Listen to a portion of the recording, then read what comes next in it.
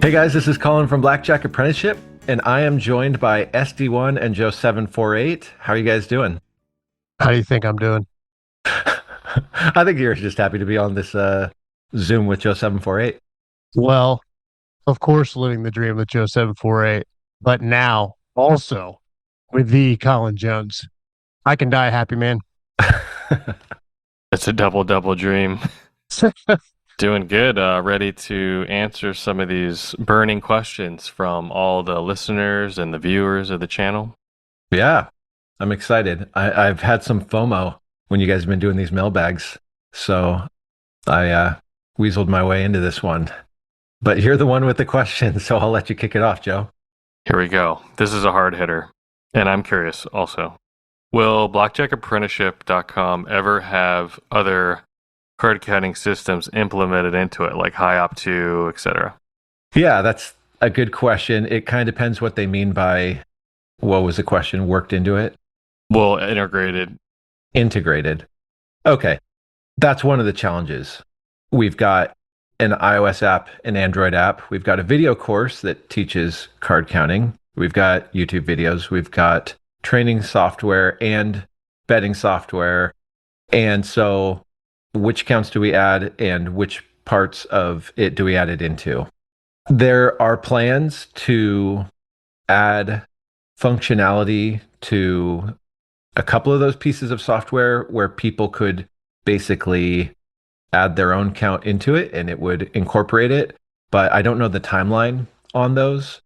I always am more optimistic in my mind than reality with software development. But then you say, is a boot camp going to have a different table for each different count? We've had people do all sorts of counts at boot camps, and we're able to test them out. That's not a problem. We get two pros there, one to deal and one to do the count just over the shoulder. And everybody's been happy with that. But then when we're dealing to, let's say, three people at once, we're not doing three different counts for three different people. So high-low is always going to be our bread and butter. We're able to test people out at whatever count they want. The plan is to be able to add different counts to the most important pieces of software, though I don't think I'm going to redo the video course for every different card counting system that's out there. Does that answer it? Yeah. I just want to reiterate also, we've said this before on podcasts. Colin has made the statement, and the people that we know that have made the most money have all utilized high-low. High-low is getting complex, in my opinion, for the amount of EV that you get. I personally don't think it's worth taxing the brain as much as some of the other higher level counting systems, like how they tax your brain. Personally, I want to play fast rounds per hour. So I think if you're going to learn it, high-low is probably the most interchangeable with other things, especially calling somebody in, etc. But KO is also a really simple solution to that, to playing fast, perfect. So I think that's all of our opinion on it. There was the question originally of should we add KO, because that's probably the second most popular count. But then people are going to say, well, what about Rico? What about Red 7? So that's where we do have plans in the works that should start with at least one piece of software soon, meaning within the next quarter, to add the ability that people could basically input whatever count they want. That would kind of solve all of it, though. The reason is they could input it, but I am an expert in high-low. I don't want to become an expert in 15 different counts, but I want to give people the ability to train in the count that fits them and figure out the EV of the count that fits them. So it's a complex thing to answer or to incorporate into where we, like I said, have 8 different places we'd have to add it if we really wanted to give people that on every piece of software or video. And is it sort of diminishing returns? Like if you get into the 6 and 8 deck levels, basically, are you going to see a lot more of a difference on the single deck changing systems versus when you go to 6 deck, then the difference is so minimal? Yeah. I mean, it would be fascinating to do a study and have someone that uses HiOp2 play 6 deck next to me, or one of us playing 6 deck with high-low, because high up two, you're doing a side count of aces, and you got twos, ones, zeros, negative ones, negative twos. Like, who's actually going to generate more EV in an hour when you consider rounds per hour or the ability of mistakes? And that's what I've always said is, I on a six deck. Now, I did used to be on a team with a guy that he had more experience than us. He'd been counting cards. He was 10 years older than us. He'd been counting cards longer. And on single and double deck, he used high op two because it is a slower game. It didn't slow him down, and he wanted that little bit extra edge. And an ace side count does give you more accurate insurance decisions, and some of that stuff. But he was like, no way am I going to use this on a shoe game because the difficulty and how it would slow him down. Someone asked, their local is an 8-deck game, but they were reading and they thought they saw when you're playing a 6-deck game and it becomes a true -1 within the first deck, that there is a 50% chance that the shoe will go back to positive. Is that true? And where is the line of when you should leave to go to another table? Do you wait for a deck and a half in? Well, it depends what your other options are.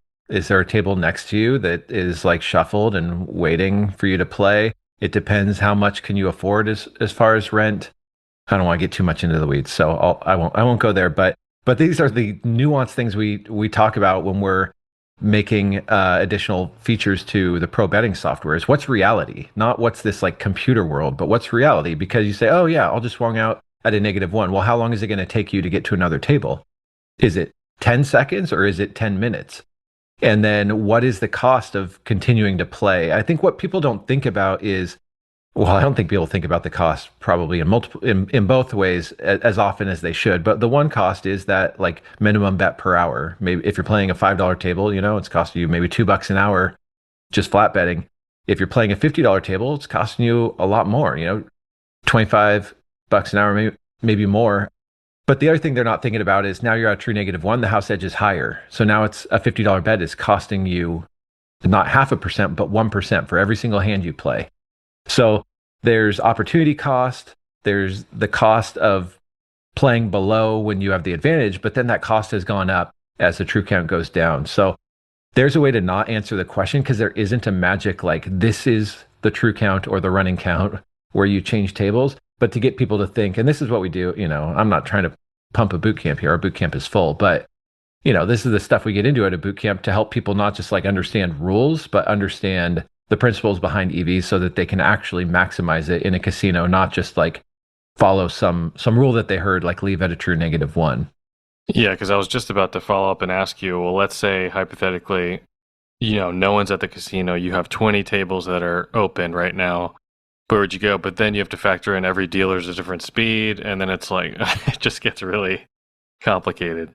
Yeah, I mean the principle is we want to get as many positive rounds of blackjack in per hour, and this is exactly what we talk about. One of the things we talk about at a boot camp.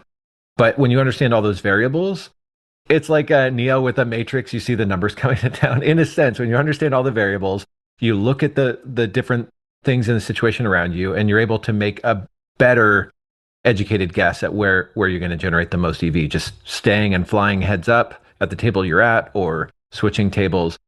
I think the one thing I want people to really understand that are listening is the cost of grinding through negative counts if they can afford it, because there is that part of you that's like, well, I know it's negative, but hey, there's a 50% chance it'll go up. But the 50% of the time it doesn't go up, you're costing yourself more money because you're not playing at a true zero. You're not playing at a 0.5% disadvantage. You're playing at a 1% disadvantage, or God forbid, you're just playing at a true -3 and you're playing at 2% disadvantage every single hand because you're like, well, it could go back to zero. And that's not the way that we want to think. Any podcast recommendations or favorite cities to hang out in, or stories about friendly dealers, etc.? Well, this is interesting because was it last night I sent you guys this map that I saw on social media. And I think it was the 50 largest cities in the US is my guess what it was. On social media, it said something like the average American has been to 5 of these. And I think I've been to 24 of them if you don't count airports. I've been to like 30 of them if you count just like, okay, I've been in Atlanta airport, but I've not been to Atlanta. I sent it to my brother because he has a goal of going to every baseball stadium in the US. So he's been to more cities than me. He'll do a thing where he'll fly somewhere where he can hit like 3 stadiums on one trip. And he'd been to like 34. And I was like, I know SD1 and Joe 748 have been to almost all of these. Could you guys share how many you'd been to? Yeah, since I was second place in this, I'll share. So of the 50, there are only 3 that I have not been to. And what about you, Joe? Joe stepped on me, and where were you at, Joe? Yeah, I've been to all of them, even the ones that didn't have casinos. Yeah. Yeah, but I knew you guys had been to more because of AP. There were ones that I hadn't been to that I'm like, oh, they have casinos, but I just never made it. My team never went to New Mexico, or I never went on a solo trip. A lot of people on our team did, but I didn't. But I knew that you guys, it would be high. So I think that's fun that AP has provided for you guys an opportunity to see so many cities, and then whatever previous work you guys have done brought you, I'm sure, to some of those cities. So what are some of those favorite cities? I guess I'll ask you guys. And why is Buffalo your favorite city? Buffalo is personally not my favorite. That's also one I have not been to. It could be just because the casinos nearby were really rude and sweaty, and maybe that left a bad taste in my mouth, but I tried to get some famous Buffalo wings, and those kind of were a little bit of a letdown considering the rep, but maybe I'll have to try again next time. One of my personal favorites is the city in which I choose to live in. Yeah, I was going to make that comment. I've been to all these cities. I've been all over the country and the world, and I choose to live where I live. I really dig Denver a lot. I like Colorado as a whole. I just think it's gorgeous that you could be in a city, which I like cities, and then look around you and just see mountains all around you. Plus, the air is crisp, like you're used to, Colin, in the Pac Northwest. It's just different. And Colorado gets more sun than we get. So, I mean, it is really beautiful there. It is. It's really, really pretty. SD1 Vegas is on this list. How come you didn't say Vegas? That was what I said to my brother. I've only been to 24, but I have been to Vegas over 100 times for what that's worth. Well, it's not really worth much. Have we ever been there? Have we ever been to Las Vegas? Ever? Nashville is a cool place. The music scene is really, really, really cool.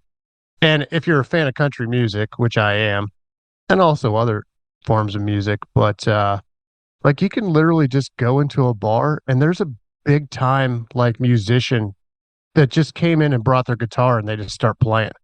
That's cool. That's really, really, really crazy. And I'm going to give one more. San Diego is just absolutely beautiful. Yeah. It just is. Yeah, year round, it's nice weather. You get the May gray, but that burns off in the afternoon. San Diego's awesome. Well, the crazy thing about San Diego, for those of you who haven't been, so there's several casinos like 30 minutes inland of the coast. It's crazy because you'll be in San Diego and it'll be a perfect 76 degrees or 80 degrees. And you drive 30 minutes into the state and it's 102. Yeah. It's so weird. The second part of the question is podcasts. And my 2 cents is have some interest outside of AP. I know when you first get into it, it's like all you want to consume. And I think that that's great. You can learn a lot by continuing your education, but at some point, it's going to feel like work to listen to more AP stuff, or you're just going to be imbalanced. Like no one's going to want to hang out with you because all you want to talk about is AP or whatever. So I think all of us have found, okay, yes, we want to know as much as we can about this, but also have some interest outside of it, like aliens. Don't get us started. Yeah. Yeah. Just enjoy your travels. We've said this many times, like take a break day. You're getting to go to all these places all over the US and it's really a cool opportunity. So like, and I realize that when you're in the grind, especially earlier in your career, you're just chasing that EV, which is awesome. That's an exciting time in your AP career. But like you travel to this place, take a break, take it in, enjoy the sights. Like those that I named and talked about, I don't like them because they're casinos. I like them for other elements. And on your travels, because the first part of this was the podcast recommendations, find stuff to listen to that's not AP centric, that's like life centric and can make you a better person. And it's plus EV in another way, not just specifically focused on casinos. Yeah, be a continual learner in every aspect of your life. Yeah. I mean, we pass back and forth podcasts or books recommendations all the time amongst us. So I think that's a really good thing to do. What qualities would you say separates a typical card counter from those top tier card counters? Well, I just had an interesting conversation last week with Jelko, who is part of the Blackjack Hall of Fame. He's probably more known for beating horse races. And the lottery. And I was going to bring that up. Yeah, there's an amazing article in the Wall Street Journal about how they beat Texas Lottery. Now, I asked him about that too, and he told me some stories that made that one seem kind of tame. But we spent a while just talking about card counting because he played an insane number of hours of blackjack, like absolutely insane. But he was saying the people that he knows that have been the most successful are not the smartest, but the ones with the best work ethic. And of course, there's a time to work and a time not to work. So we're not talking about work-life balance, but just there can be people that are very smart, but like don't have the same work ethic, and the people that grind seem to do the best. Now, there is a level of skill necessary. And if you grind and are generating half as much EV as someone else, yeah, you're just going to have to work a lot harder. So I don't want people to say, okay, grind when their game's not they're not going to pass a test out or whatever. But the grind is, I think, the biggest part of it once you reach a certain level of skill. I've said this before and I stand by it. I'm not that smart. I'm not exceptional at anything in the AP world. I'm good. I'm solid with a lot of skills. I work hard and I hit the nail. Like that, I just keep hitting the nail.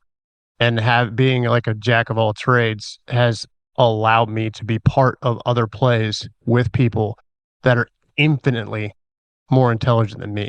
So I think that has led to me being what I consider a pretty successful AP. Am I Jelko? No, not even close.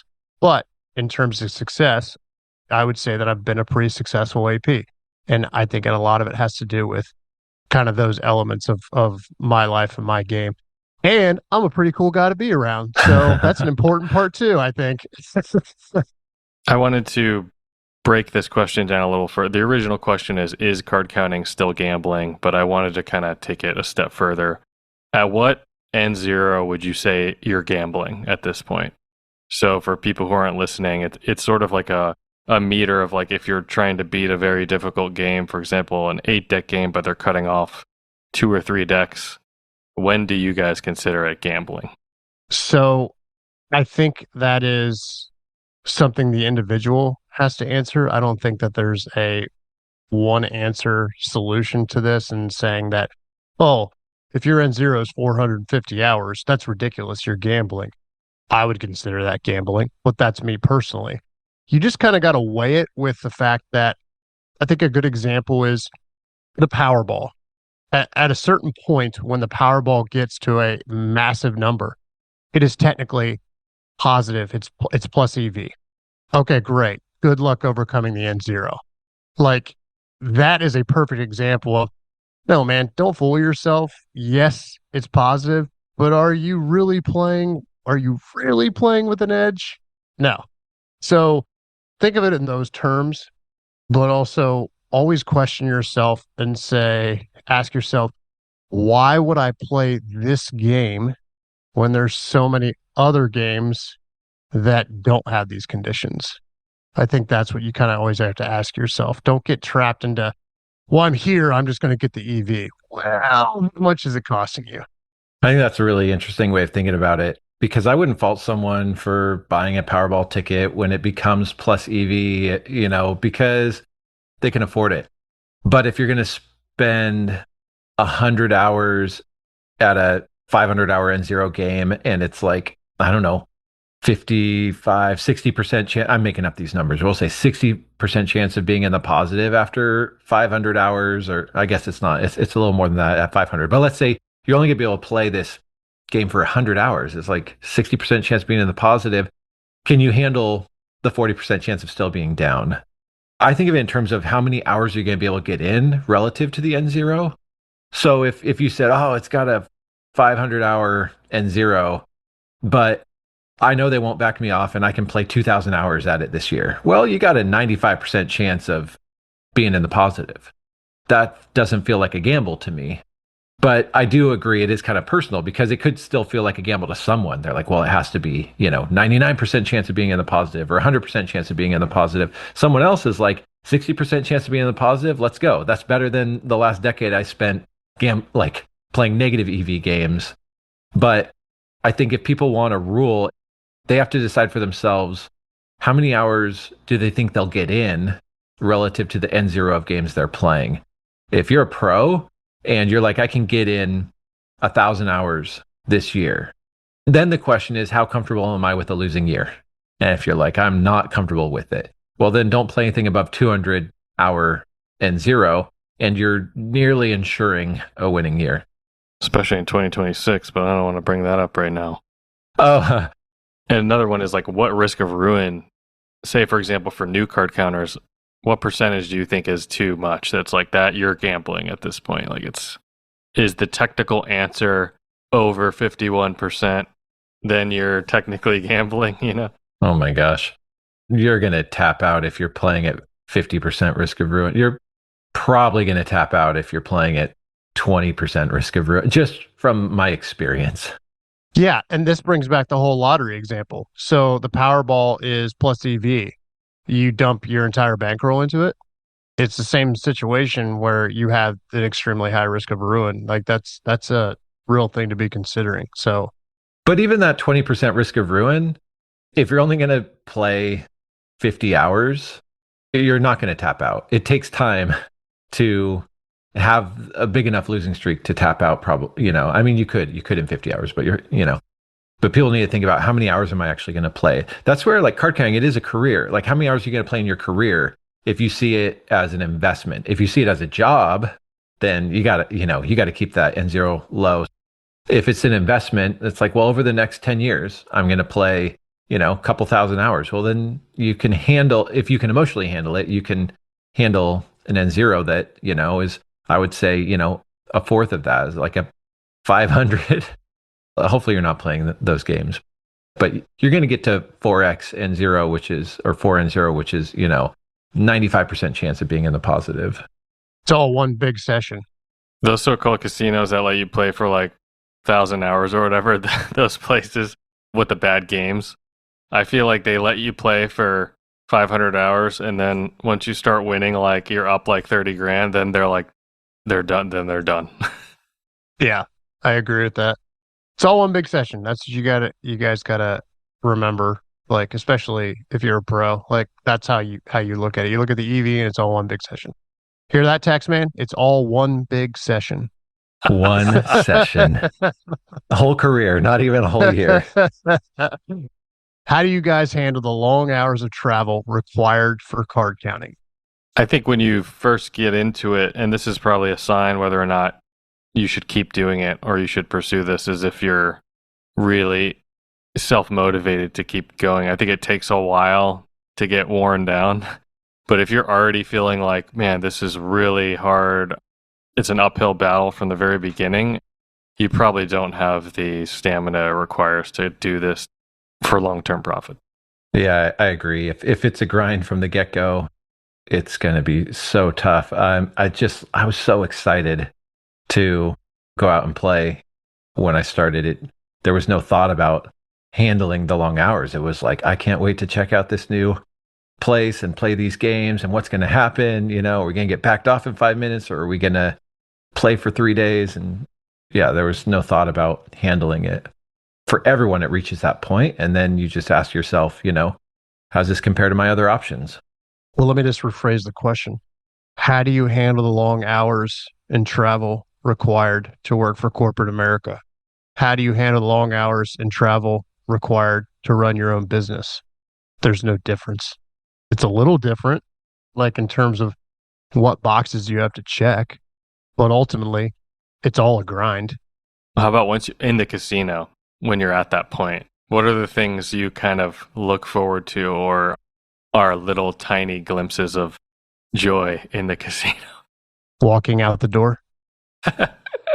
Okay, I'll give a few. There was a casino in Oklahoma that had a really cool free soft serve ice cream machine right in the pit that you could basically get anytime you wanted to. That was cool. I don't like playing with other people because of the speed, because they're usually so slow. But if I've been grinding solo heads up for like hours and hours and hours, sometimes it's nice to have like a companion at the table who is a gambler that just is funny and you can just laugh with them, and it's really refreshing. Not for I don't want them there for like 10 hours a day, 5 days a week, but I mean, yeah, 3 or 4 hours together getting through a session and joking around with this odd strange person in the casino is fun sometimes.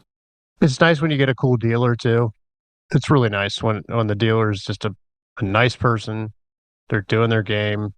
They're not toe cussling you. They're genuinely enjoying your company and the conversation you have. So same kind of thing as the players.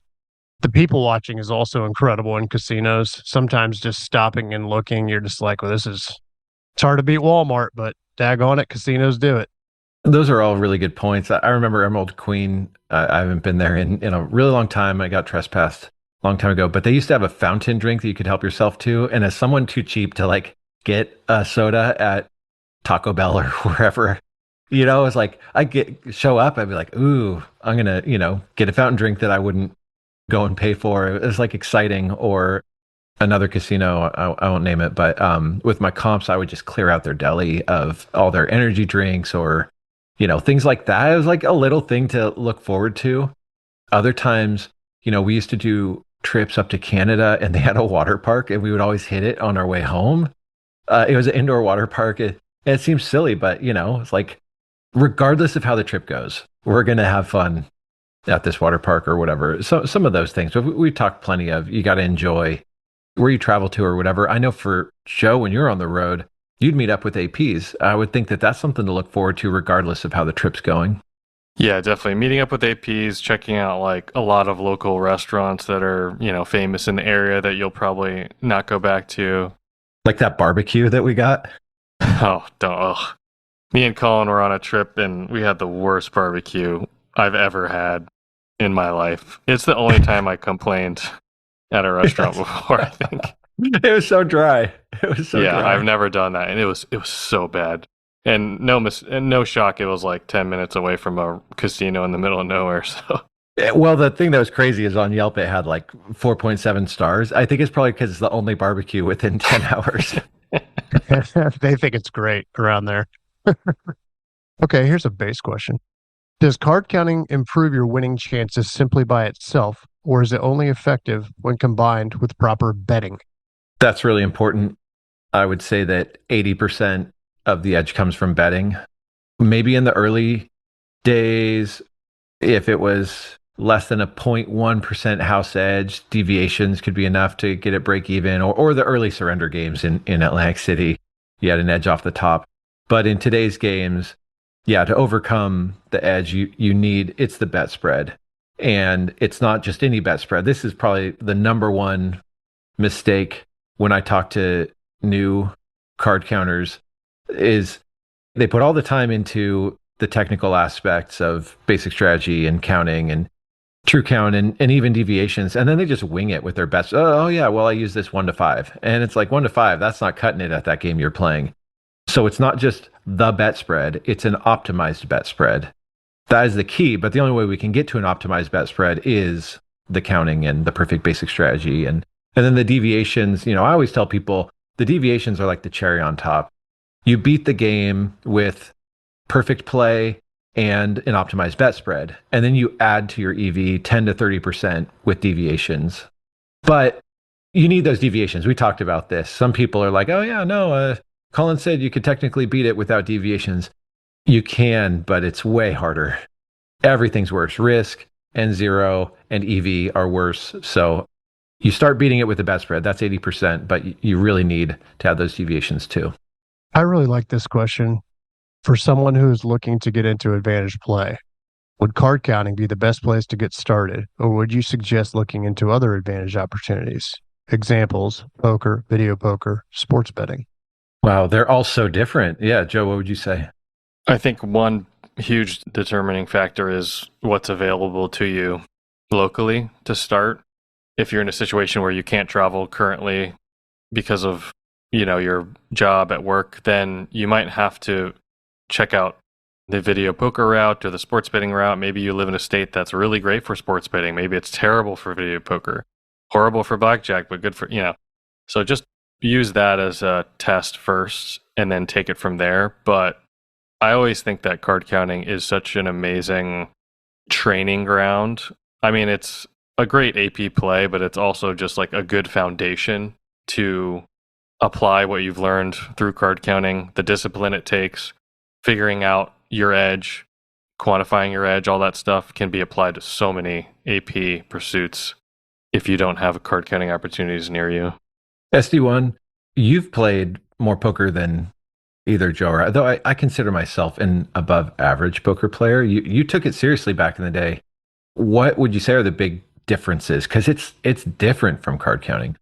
Yeah, card counting, you have a 100% definable edge. Poker, you do not. I would consider it to be more variance in poker. There's more elements going into it than just blackjack. But at the end of the day, like, it really largely is math. I say this all the time in the poker world. The read is probably the most over talked about, over focused on thing in poker. Like reading your opponents. Yeah. And you can definitely get a read, and there are definitely tells. And inexperienced players are the easiest to bust up with this kind of stuff. But when you're playing at a higher level, it's really just mostly not a thing.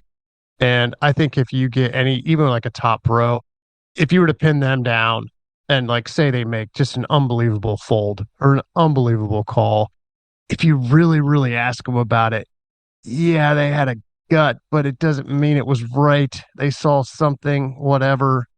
And then with all the online poker too, like, what are you reading? You're playing position and you're playing math. That's what you're doing. So what Joe said, I think is very accurate. I always say ballet is the basis of all dance. And I believe that card counting is the basis of all AP. I don't think anything teaches you so much about casinos, environment, study, the grind, EV, like card counting does. And I don't think that any other skill set translates to other skill sets like card counting does. Well, I'm reading you right now, and I can tell you are telling the truth.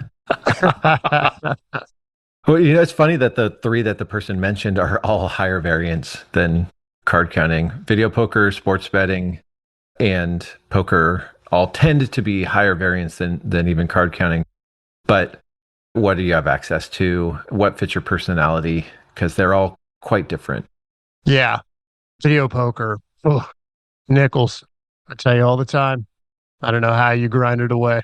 It's definitely a personality thing, too. Like certain things fit certain people. Every time I hear video poker, I also immediately hear Nichols' voice and him going, "It's the devil's game." Yeah. Yeah. They call it the crack of the machine world or the AP world, too. Ooh, international considerations. Would you suggest sticking to my day job here in Australia as we only have one casino and online gambling is banned? Yeah, if you're not going to be able to travel, do you want to spend 200 hours learning this skill for one casino? Yes. Even if you learn it, go ahead and learn it and beat that casino, but keep your day job unless you're ready to travel internationally. I think if you live in the United States, you should keep your day job. Why do you say that? If you have a good job, I think I've said this before, I think you should keep it for quite some time. What if you hate it? You're going to eventually hate AP, I promise. When it comes to this, I waited a very long time before I moved to full-time AP. I kept my day job. My day job did, in fact, afford me a lot of advantage play hours. I could even finance some of it, those of you that know my story. But listen, guys, you really have to weigh. It's not just the job and the hourly or the salary that you're getting. You have to quantify the benefits that you're getting. You have to quantify health insurance. You have to quantify, are they matching your 401k and giving you free money? Like there's so much that goes into it. It's not just I make 100 grand at my job, I can make 150 to an AP. It's not that simple. I've got a little different take, but that's probably because I was substitute teaching with no benefits, no 401k matching, and it was so easy to get my job back if I wanted to. I think that's part of it, is like, what's it going to cost you if you give up that job? But I agree with all the points you made. I would just say, well, it depends on what the job is. And some people I talk to, they're like, oh, I could have my job back in a second. And well, that changes the consideration, in my opinion. Yeah, it does. You're right. And then also, do you have people depending on you? Do you have your wife? Do you have a kid or kids? That all matters. Age has a lot to do with it too. We want to romanticize AP and being a card counter and hitting the road hardcore like Joe did. You know, if you're young and you have like next to no bills and zero responsibility, full send. Why not? Like what job are you quitting? You know, are you a barista or a bartender? Like, okay. Or a substitute teacher that you can get the job back. Like, no knock on substitute teaching or teaching as a whole. Like, but that particular job is not like moving towards tenure at a university or anything like that. So, yeah, that matters, in my opinion. But at the end of the day, it's your own individual decision.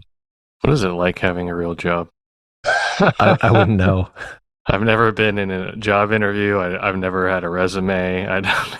Oh, I'm the only one that's had like a real job between us three. That's funny. There's good and there's bad with all of it. I will say this. My wife is a big shot at her particular company. And it's funny now because I was deep in that world and had a big shot title. And I hear her on conference calls and the corporate speak and the meetings. I get physically nauseous. Like I can never go back. I'm ruined. There's just no way I could do it that I could put on the face.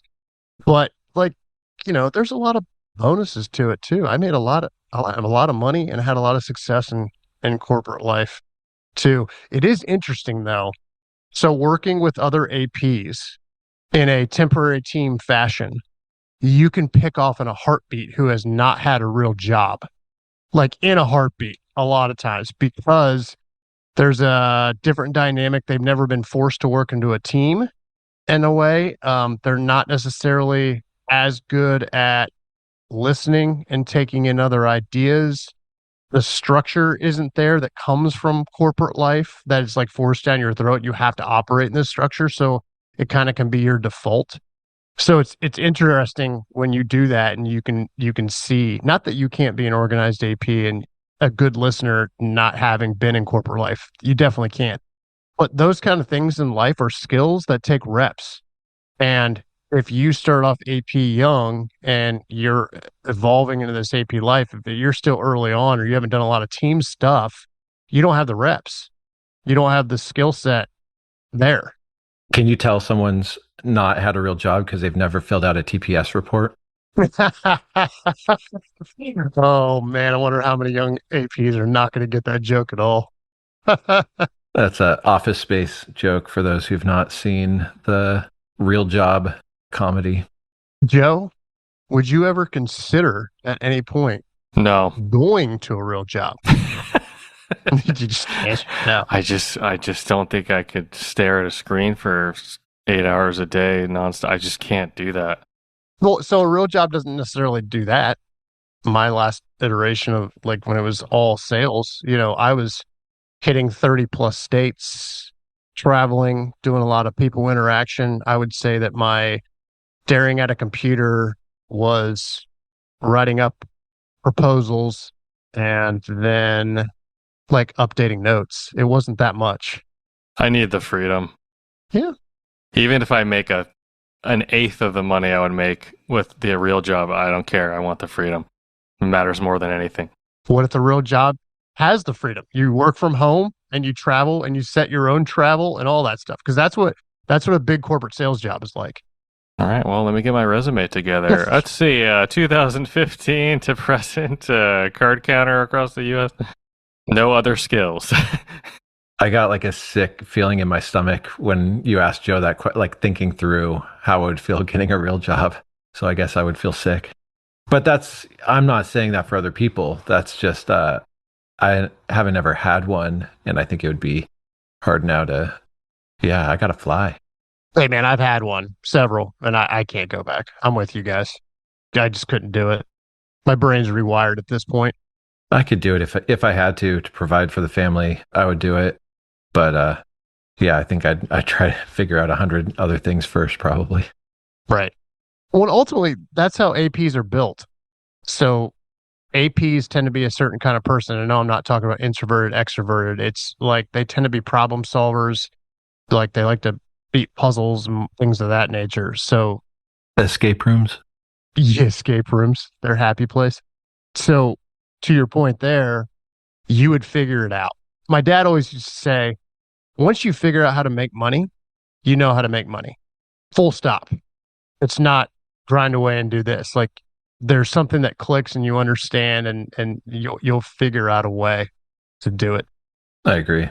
For our last question here, this ties into a YouTube video on the Blackjack Apprenticeship channel that's about to come out really soon. And it is, how do we go about safely transporting cash if we don't drive ourselves? We'd have to use public transport. I'm scared of it getting stolen. How do you take safety precautions with the money on your person? Well, I think the safest thing I did for that kind of a situation, which I didn't ever take public transportation, but I would walk the Vegas Strip with large amounts of cash, is I used really thin, like REI travel pants under my jeans when I was traveling. Then I could go to a bathroom and transport it into, my zipper pockets in my coat when I got, ready to play. But no one could pickpocket the zipper pockets in the pants under the pants. I mean, I know that sounds dramatic, but it was the safest thing I came up with. People on the church team had all sorts of systems. That was the one to me that was like, no one knows. I don't look like I have tens of thousands of dollars on me, and no one can pickpocket, nor can it fall out. Like the fallout part is huge. And I talk about that ad nauseum, like especially in my book, talk about that. Like more people drop money than get pickpocketed. And so just having those systems, but that was the one to me that was the safest I came up with. How strongly are you a proponent of zipper pockets, Colin? Yeah. Yeah. I mean, this goes back to are you the smartest card counter versus the one that's going to make the most money? Like I'm thinking about money security more than I'm thinking about a level 3 count. Number one rule, protect the money. It's just really awkward when Colin's at the table. He stands up and zips his jeans and sticks his hands down his pants to buy in. Never did that. I would transfer the money before going to the tables, but just enough in the coat for a session, which I knew. I never got to that point where I didn't have enough. But if I'm walking the strip or whatever, I don't have the money where someone could tell me to empty my pockets, and they would get my money. It was like, empty my pockets. Okay, sure. That never happened. But again, like the money's not falling out. I'm not taking my coat off and forgetting about it. I was in a casino once when there was a machine player that like dropped his rubber banded bankroll. It's probably like $5,000.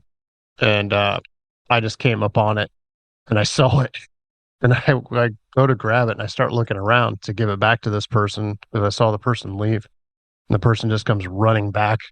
And I'm like, oh, yeah, hey, man, you dropped this. And he gave me this look. I was like, dude, I was going to find you. I was like, I'm not going to. And I said it like straight up because he didn't know me. I was like, I wouldn't do that to an AP. Like, that's a scary moment to drop your bankroll. And he looks at me and he goes, that's not my whole bankroll. I'm like, that's the response that you have for me when I'm trying to give you back the $5,000 that you dropped on the floor at a casino? Like, dude, wow.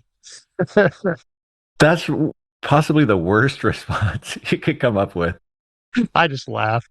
Because now he's got more money and he's bragging, not being thankful. Oh my gosh, that's hilarious. That's a problem in AP though. Ego. Yeah, I'm sure I've been there. I like the James Grosjean trick. I think he wrote about this in one of his articles where he has, or I don't know if he does it all the time, but like having a decoy wallet when you let's say you have like, 60K on you, just have like a wallet that has a bunch of ones and fives just so it looks fat. And then if you get like held up or something, or someone's trying to, then just give them the wallet and just tell them that's all you have. And then better to lose $50 than lose 1,000. Yeah, if someone maybe saw you playing with large amounts, you could put, $1,000 in there so that they wouldn't be like, no, give me the real money. But better to lose 1,000 than 60,000. Yeah. Well, those are some really good questions. Some phenomenal answers from Joe and Colin, and then you have my idiot responses. You're welcome, everybody. Colin, any updates in the BJA world? Yeah, we've got a new Casino 411 update that might be launched by the time this podcast comes out. Also, our August boot camp is completely full. We're looking at having one more in the fall, so you could reach out if you're interested in that live training with the three of us and 5 other professional APs. What's the new update for 411? There's a bunch of updates, but just adding all sorts of features, like what chains is it a part of, things like that. Smoking, non-smoking, tribal, non-tribal, and like a much better UI. You can get a CVS view if you just want like the list, and we made the map a lot better. So that completely overhauled it. I'm really proud of how it's coming out. Free soft serve ice cream toggle button. We can add that feature for you, Joe. Thank you. Awesome.